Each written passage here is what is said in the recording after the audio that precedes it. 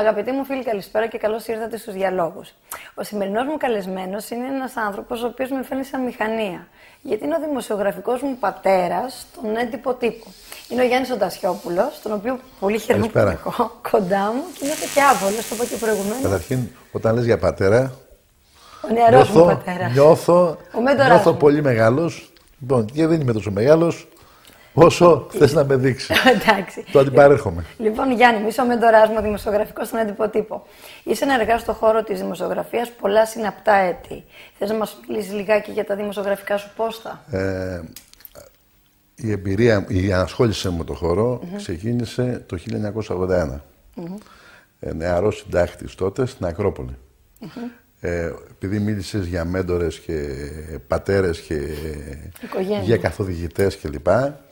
Οφείλω να πω ότι και να εκφράσω την ευγνωμοσύνη μου για έναν άνθρωπο που σήμερα δεν είναι κοντά μας, έναν δημοσιογράφο μαχητή του δρόμου, ο οποίος με ξεχώρισε τότε από μια ομάδα παιδιών που έτυχε να μας συναντήσει, τον Βασίλη τον Λαμπρόπουλο, ο οποίος έκανε εκπαιδευτικό ρεπορτάζ πολλά χρόνια στην Ακρόπολη και στην Απογευματινή, και από τα χέρια του πέρασαν ξεχωριστοί δημοσιογράφοι.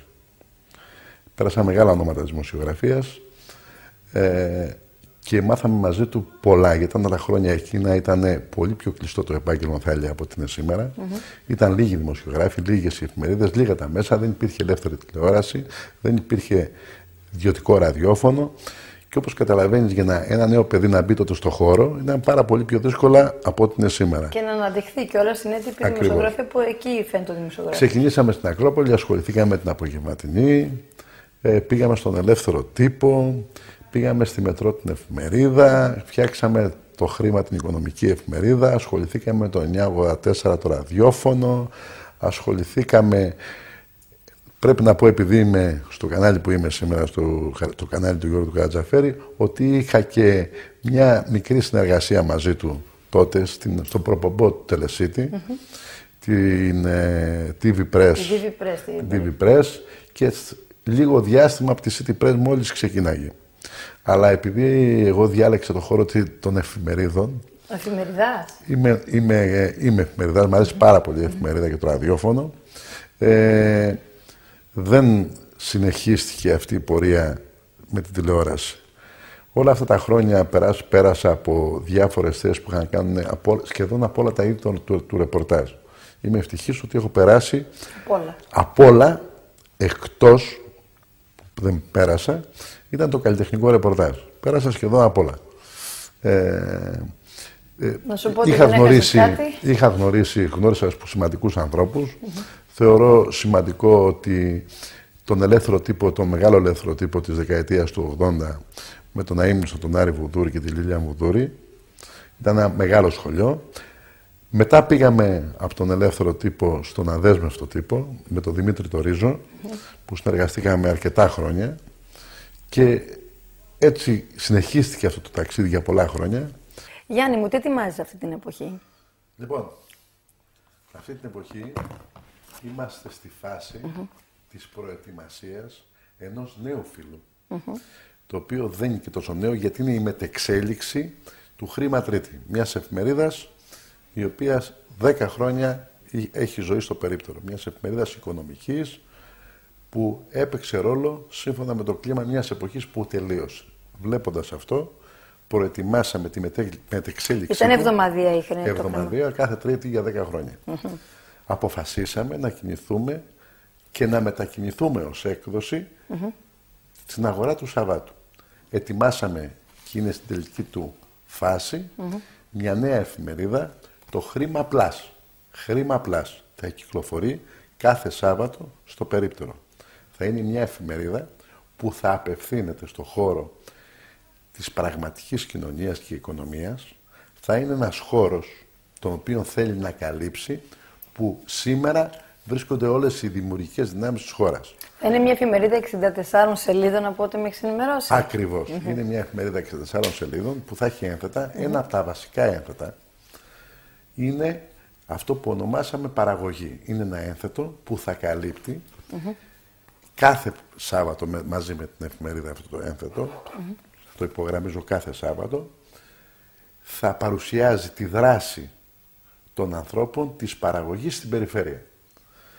Θεωρώ ότι βασικό σημείο, βασική πόρτα για την έξοδο της χώρας από την κρίση είναι η περιφέρεια. Θεωρώ ότι πρέπει να στηριχτούμε στην περιφέρεια και να τη στηρίξουμε. Βλέποντας την δημιουργικότητα πολλών ανθρώπων στον χώρο της γεωργίας, της κτηνοτροφίας, της γεωργικής βιομηχανίας και άλλων πολλών κλάδων που έχουν να κάνουν με την παραγωγή, την ουσιαστική παραγωγή. Που ενεργοποιούνται όμως τώρα πάλι επειδή έχουν πιεστεί οικονομικά, έτσι δεν είναι? Ακριβώς. Όχι, Θάλια, δεν είναι έτσι.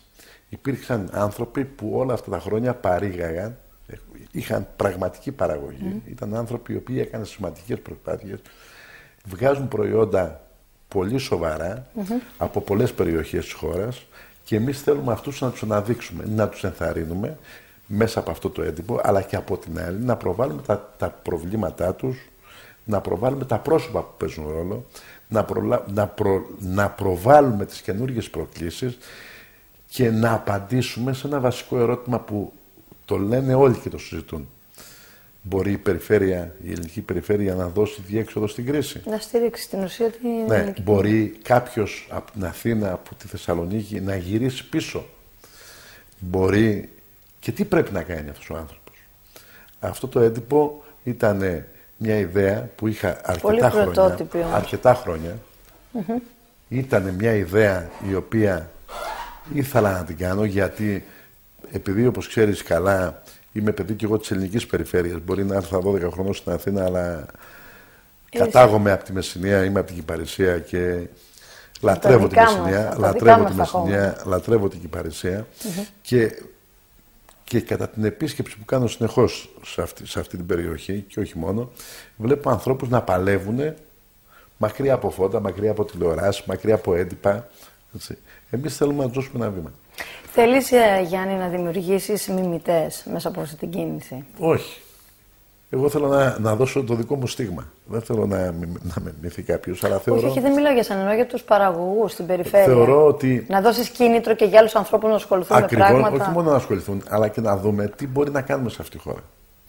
Γιάννη μου, σε ευχαριστώ που ήσουν καλεσμένος στην εκπομπή μου σήμερα. Εγώ να σε ευχαριστήσω. Όχι, Γιάννη. Είμαι πολύ ευχαριστημένος που σε βλέπω μετά από πολύ καιρό και βλέπω τα βήματα που έχεις κάνει. Δεν με ευνηδίασες. Το περίμενα γιατί φάνηκε την πρώτη στιγμή που σε είδα. Εγώ σε ευχαριστώ που ήσουν και στο είπα από την αρχή, νιώθα άβολα, γιατί είσαι ο μέντοράς μου στον έντυπο τύπο. Σε ευχαριστώ πάρα πολύ. Να σε καλά, σε ευχαριστώ για την πρόσκληση. Αγαπητοί μου φίλοι, σαφέστατα θα το αγοράσουμε το Χρήμα Plus, γιατί πολύ απλά έχουμε να ενημερωθούμε για πράγματα τα οποία μας ενδιαφέρουν, μας αφορούν και σίγουρα θα μας οδηγήσουν σε σωστές διαδρομές. Αντίο σας.